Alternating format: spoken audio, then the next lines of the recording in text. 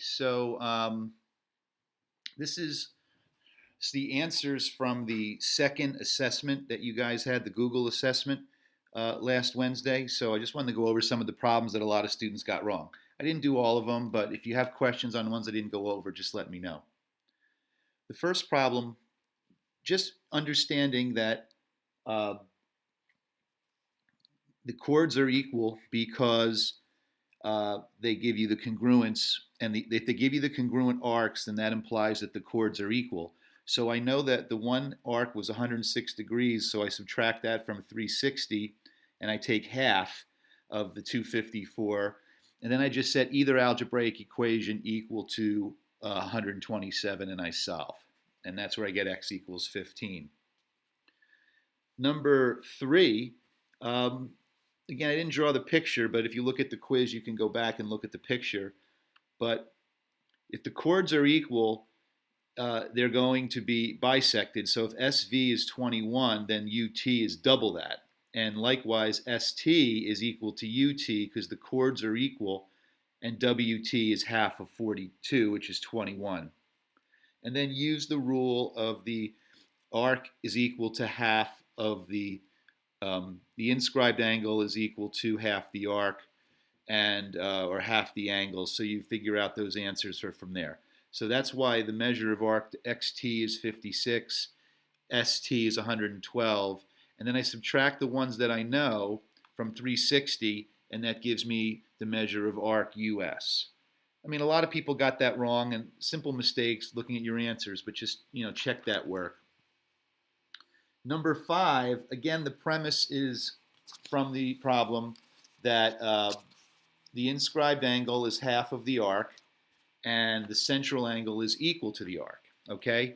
So I know that the measure of angle LNM is 54 degrees because that's 1/2 of 108, where the central angle is 108.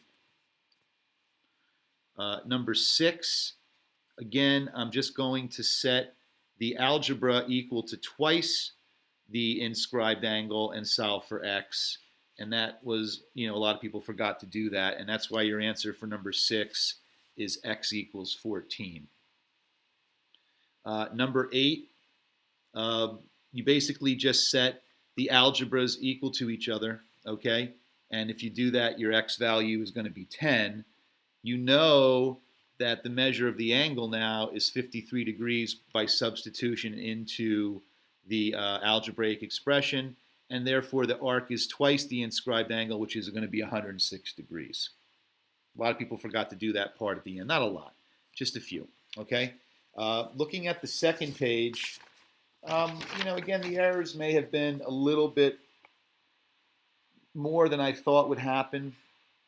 Just recall that in any quadrilateral, opposite angles of a quadrilateral that's inscribed in a circle are supplementary. Okay, so once you know that, you should be able to get through the problem. So I look at the algebraic expressions and I add them up, which add up to 12x minus 24, and I set it equal to 180. And then I solve for x. I put that value for x into the angle that I'm asked for, and I get 75 degrees. Number 10, I provided the picture here because a lot of people got this one wrong. So just recall that I'm using the premise of the inscribed angle is half the arc. So if I extend these chords, if you will, I can kind of see the inscribed angle a little bit better. So if QR is 110 degrees, the inscribed angle down here is half that, which is 55. And if I have the inscribed angle here at 27, then the arc QT is going to be twice that, because 27 is half of 54. 54 is twice 27. And this 94-degree arc, again, the picture's not really drawn the scale, but that would imply that the inscribed angle is going to be half of 94 degrees. The only other question was, this is the one a lot of people got wrong, this one and this one. And that's because you had to find this little angle. But the whole triangle adds up to 180 degrees. Okay? So if I add up the angles I know, 55 plus 47 is 102, plus 27 is 129. this missing angle is 51 degrees. So that answers measure of angle TRS, and then the arc is double 51 degrees, 102 degrees. Okay? Anyway, that's a really good problem, and some people just miss parts of that one. Number 11 and, or excuse me, 12 and 13, a lot of people just forgot that when the tangent to the circle, you're using Pythagorean's theorem. So use Pythagorean's theorem for both 12 and 13. Rounding the answer to 12, you get 23.3. With number 13, the question was find the radius. So a lot of people had 12.8 as their answer. You just had to remember to take half of the diameter and get 6.4. Number 14,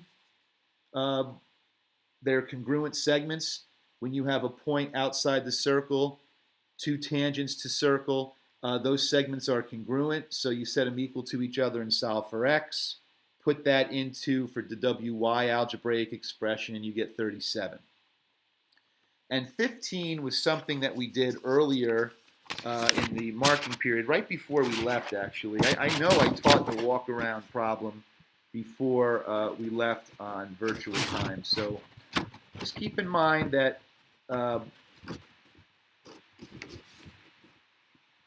walk-around problem implies that segment outside, these are equal. So if I know that this is 14, I know that this is 14. And they told me that this was 7.4, so this is 7.4. The whole thing is 13, they told me. So the difference from 13 is 5.6. So these two segments are 5.6, here to here and here to here. I know that the whole thing was 12.1, so the missing side was 6.5. And I essentially walk around and add up all of the segments that are given. And I do think the answer turned out to be 67. So that was the completion of your Google assessment. Just a reminder, a lot of people miss this problem. There was a question where you had to add 4Q plus 6Q. And when you do that, you get 10Q. Okay, a lot of you got this wrong. You're welcome. All right.